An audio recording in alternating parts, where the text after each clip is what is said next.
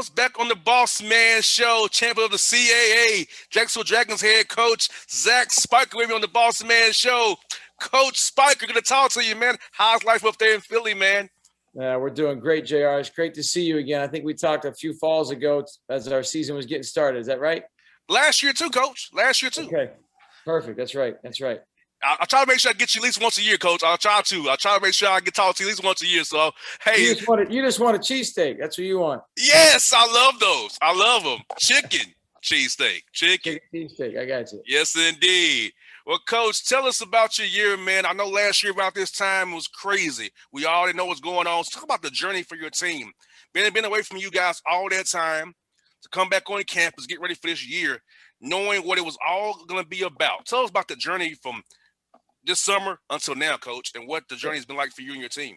Yeah, JR, you're right. It was about a year ago when Rudy Gobert basically shut down the sport of basketball with his positive coronavirus test. Everybody reacted quickly. The tournament was canceled, and our guys were sent home. We have 4 international guys. They had to get back home, and our other players had to get to their homes. We have 2 guys from Atlanta. They had to get home, and they spent the summer there. We lived on Zoom once a week throughout the entire spring and summer, had guest speakers, met up with our guys, and then we finally got back to campus sometime in September and started preparing for the season.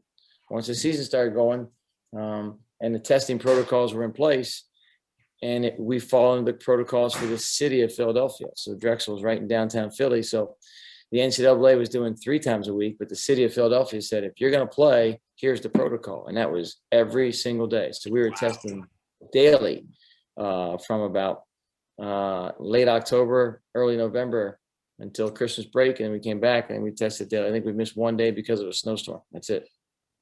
Wow. And for your guys being international guys coming back into the country, like your guys from Atlanta, like we've been wide open since April 24th, Coach. So at least, right? so how was it young guys telling you about how wide open it was down here, come up to Philly when it was more people were more smarter? I'm gonna say they were smarter up there than they were down here.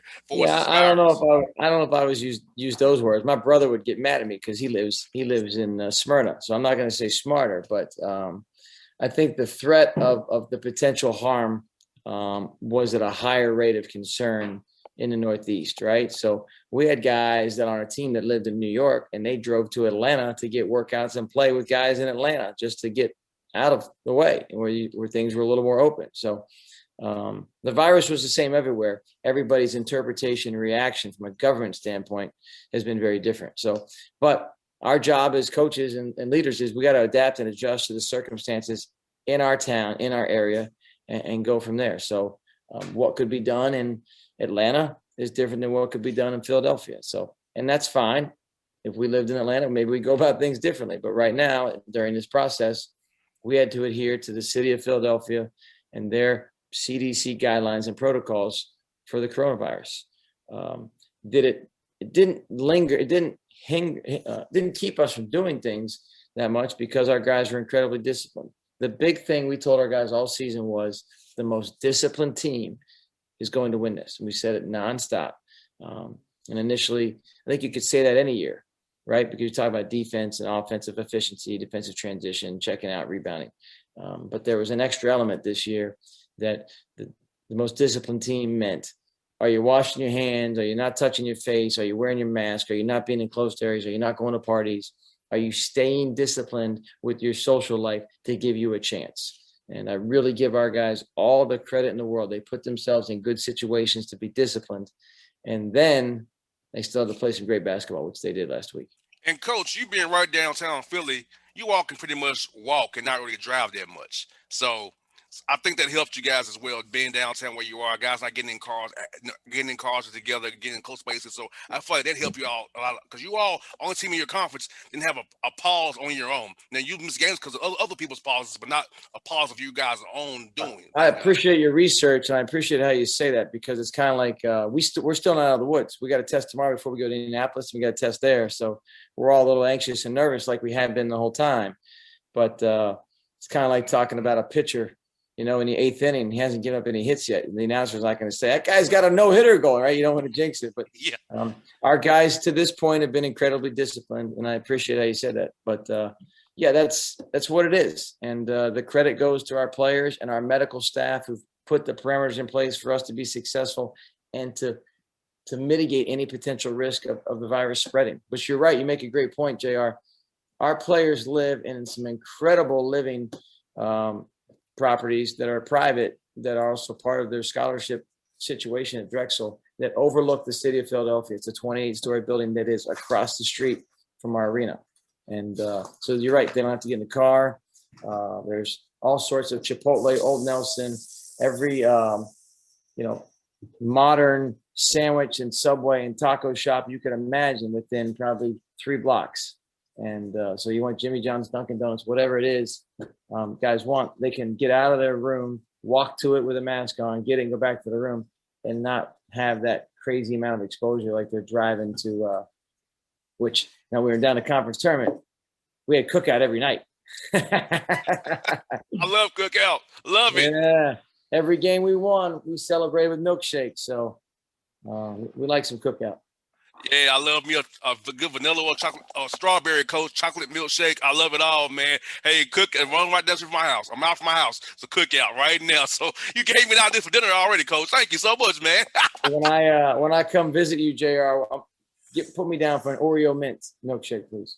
I sure will, coach. And coach, I'm asking you, man, tell us about the mental aspect of your team this year, man, because as you said, being disciplined, you have to be mentally tough in every facet, because one slip up could be a mishap for everybody involved. So tell us about how you guys mentally prepared for this year, and probably brought you closer together because you're going through something together. All these protocols are together. So this year as a coach, you do a lot of coaching, but this year you really had to walk as a coach, player, from the manager's on down. We ought to be on the same lockstep in about this one mission: being safe and secure and playing great basketball to win games for Drexel and get you guys back to the tournament for some in 25 years. I was 8 years old when you left the tournament, coach. So I'm loving it.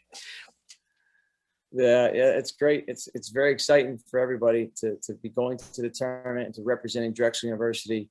It's a first-class institution. It's a top 100 school.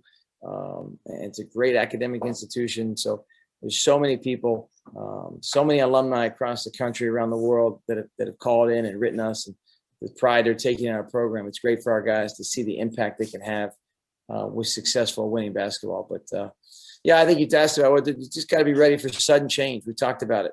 How quickly can you adapt to a new situation and what's going on? Sudden change was really, really important for us. And hey, we're going to find out Thursday. That game Saturday? Nah, no game. All right. And then as a staff, we got to manage.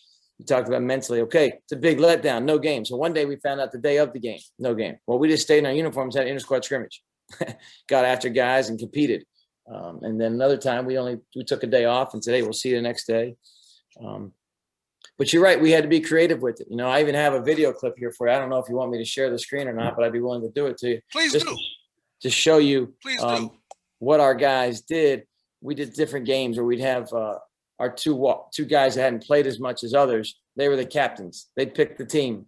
They split into 7 guys on a team. They'd coach the team, first team to 11 wins. All right. The penalty was the last man left standing had to run a conditioning drill in front of everybody. So you take the winning team, they're off the hook.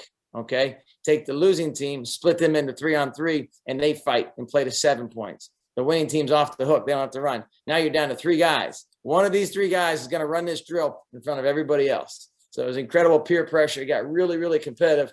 And it was in February during one of our long pauses. And we just did it to kind of have some fun. And that day, I would point to that drill on that day, and I'll show you the guy's reaction if it's okay, JR. But that reaction, Coach, go right ahead. Let me see if I can do this here. I'm not as technologically. Yeah, you have to make me a host to do that. So are you able to do that?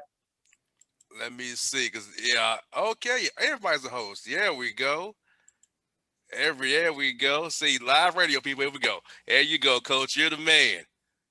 Okay, so can you see this right there? I sure can. All right, so I'll try and turn the volume down here if I can. But these are the final 2 guys. And the guy right here is an all-tournament player for us in the conference tournament just now. All right, and this is a guy, a graduate transfer, Anto, who didn't play very much. We call it the Hunger Games. So we got the music going in the background. They're shaking the camera. All right, we're playing to 3. It's 2-2. All right. So now it's getting real. This guy's going to lose. I'm going to have to run a conditioning drill. This is February 10th, I believe. We're in the middle of our 19-day pause. What do we do to keep it light? It's 2-2. This is the game. Look at our players. They're all into it. A starter versus a guy who doesn't play much. Bucket. Look at this. Guys running everywhere. Incredible, right? Yes. They're really about their teammate. They're so happy for that guy. It's one. How beautiful is that? So when I saw that and I watched it on film over and over again, you just could tell our guys loved each other. They cared about each other, and they didn't care. If people wanted to restructure their schedule, they couldn't handle their testing, whatever their reason to not play us, we were going to get better, and we were going to have fun doing it. And that's the best example I could show you. And, Coach, you said you have two guys from Georgia on your roster, and I love it. I want you to tell us about those two young men on your roster from the city of Atlanta and Georgia State, because I tell you what, Coach, we have a lot of great players for you guys up there in Philly. You do. And yes, you do. I want you to keep coming out here and getting these guys, because guess what? If others in the Big South, the SoCons, SEC, don't want them, you can have them, Coach Spiker. Hey, you give them our blessing. Hey, take them on, man. You're very kind, JR. Listen, Drexel's a great academic school. It sets you up not only for 4 years, but for the next 40 years, the rest of your life. That degree is regionally dominant and internationally prominent. Wherever you go, you can have success with a Drexel degree. So we've got two guys. One of them is a sophomore. I know we've talked about before, TJ Bickerstaff, right? Grandson of the great Bernie Bickerstaff in the NBA. JB's nephew, who's the coach of the Cavaliers right now. TJ's from Sandy Creek High School. His high school coach is John Michael Nickerson. They've got a great team. I think they advanced to the state finals or semifinals last week. They've got a couple really good young players on their team. John Michael's been a good coach, was an assistant at Kennesaw for some time. And, we like to we don't care where we take our players from, JR. We want well-coached players. Yes. Right? High-character kids, well-coached young players. And both TJ from Sandy Creek and Lamar Odin Jr., who went to Green Forest High School, played for Coach Roy Griffin, are both that. They represent their high schools and their families, and they're just absolute ambassadors for Drexel basketball. They're great young men. And Coach Spiker, what people don't realize is Atlanta has a great development of AAU coaches, high school coaches, very high level. It's not just throw the ball out and play. It's very high level. It's very well programs. They're programs. They're not yes. teams. They're programs. AAU programs. Yes. And it's just so great to see it, because, I mean, these guys are really sitting there setting guys up to success when they come to you or whoever they play for D1. They're ready to play because they've been trained well in a program and been given the tools to develop as young men and as players. And so when you give them, you can help mold them into some even great. Hey, that clay, and keep molding that clay to some even better and better and better. And at the end of the day, you want to give them an experience and impact their life as young men while winning basketball games. We're going to do that as coaches. Drexel's going to do that from an academic standpoint, and we're going to win some games, and these guys are going to be better basketball players and better people when they graduate and leave, and that's what it's all about. And Coach Spiker, just seeing your journey this year, man, I just want to tell you, man, your team so resilient, and you know what? This is something so for your team forever. We won in the most hardest year ever. We won this tournament, and we did it together. Representing this university as one. The Dragons is one nation. 25 years, and we did it. And that's forever. Your staff, from everybody from top down, administration-wise, you all should just be happy because it all came together and took a great group of people to this village here of Drexel to get the job done, man. And I'm just proud of you guys. I appreciate you saying that, JR. There's been some other really good basketball teams at Drexel that didn't have the good fortune of the selection committee. In particular, I think of the 2012 team that won 20 straight games, coached by Bruiser Flint, an incredible team that had an incredible run that really probably was a mistake by the selection committee. I know they messed up, and it's not fair to that group. But when we go to the NCAA tournament and we go to Indianapolis and we put that jersey on that says Drexel basketball, we're not just representing ourselves and our families and the people of Drexel now. We're representing anybody that has ever set foot on this campus, that has gone to class at Drexel, that has taught at Drexel, and most importantly, our former players that didn't get this opportunity. We're playing for them next week. No doubt. Coach Spiker, Thank you for your time today before you go to Indy. Thanks for making time for me, man. I love our chats, man, and keep getting our ATL guys up there to you guys, man. I love talking to you always, my brother, and be safe, be blessed, man. I wish you all the best here in Indy, man. Thank you so much, JR. Atlanta to Philadelphia, direct flight, hour and 10 minutes. Anybody can get here. Yes, indeed. Coach Spiker, hey, you be good, but talk to you real soon, man. Take care. Go Dragons. Yes, sir.